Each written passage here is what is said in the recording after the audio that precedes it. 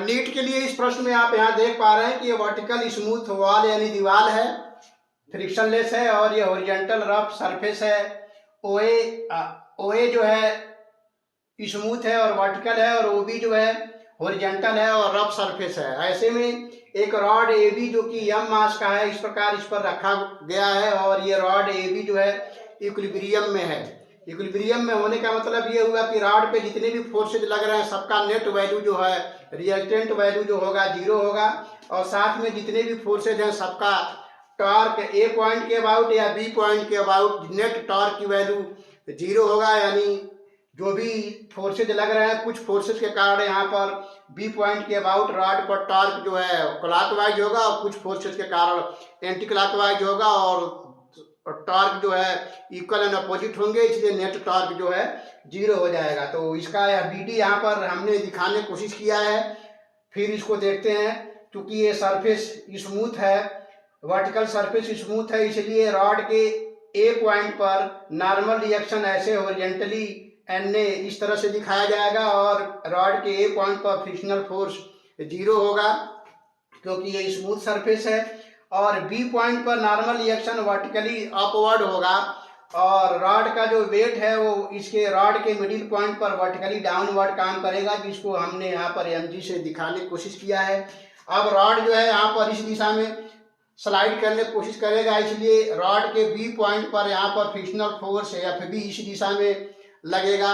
अब सारे फोर्सेज को बैलेंस करने की कोशिश करते हैं, और सारे फोर्सेज का टॉर्क भी दिखाने की कोशिश करते हैं। तो पहला पॉइंट हम लोग यहाँ पर देखेंगे कि एन ए जो है हॉरिजॉन्टली इस दिशा में है, तो इसलिए एन ए इक्वल होगा हॉरिजॉन्टली इस दिशा में लगने वाले फोर्स के, तो इस दिशा में केवल एफ बी लग रहा है, इसलिए एन ए जो होगा एफ बी होगा, और एफ बी जो है बी पॉइंट पर रॉड के हॉरिजॉन्टल इस दिशा में जो है फ्रिक्शनल फोर्स है, क्योंकि रॉड का बी पॉइंट जो है इस दिशा में स्लाइड करने की कोशिश करेगा, तो फ्रिक्शन अपोजिट दिशा में लगेगा।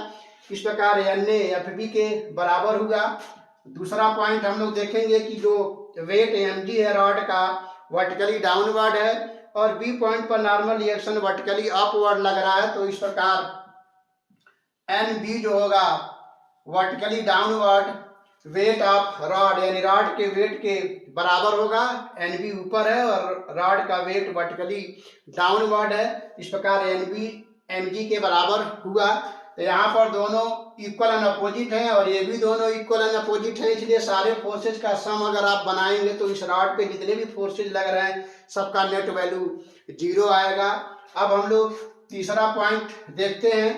रॉड पे लगने वाले फोर्सेज का टॉर्क जो है निकालने की कोशिश करते हैं, तो सभी फोर्सेज का टॉर्क जो होगा टॉर्क का सम 0 आना चाहिए, और वो 0 आएगा। यहाँ पर देखते हैं बी पॉइंट के अबाउट या ए पॉइंट के अबाउट किसी भी पॉइंट के अबाउट हम टॉर्क निकाल सकते हैं, तो हम यहाँ बी पॉइंट के अबाउट टॉर्क निकाल रहे हैं।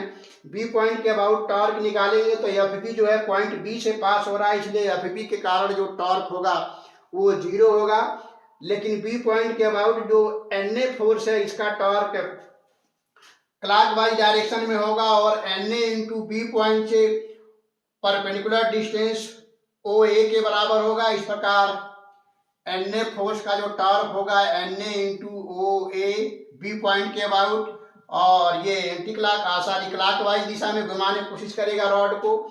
और एम जी का जो है बी पॉइंट के अबाउट टॉर्क लेंगे तो ये एंटी क्लॉकवाइज घुमाने की कोशिश करेगा, और इस प्रकार N A into O A equal होगा और अपोजिट होगा एम जी डाउनवर्ड, और एम जी का बी पॉइंट से परपेंडिकुलर डिस्टेंस ये होगा जो कि ओ बी का हाफ होगा, तो ये हो जाएगा ओ बी बाई 2।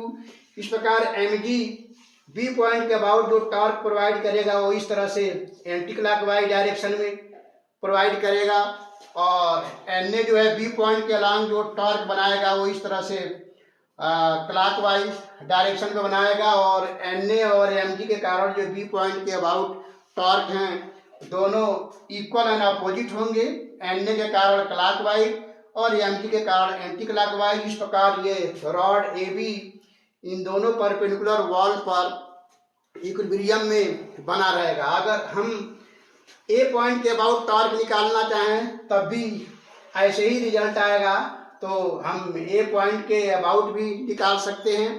तो इस तरह के क्वेश्चन जो है जनरली नीट के एग्जाम में पूछे जाते हैं। तो हम समझते हैं ये क्वेश्चन आप काफ़ी अच्छे से समझ पाए होंगे। तो फिर मिलते हैं नेक्स्ट वीडियो में किसी और क्वेश्चन के साथ। तब तक के लिए थैंक यू।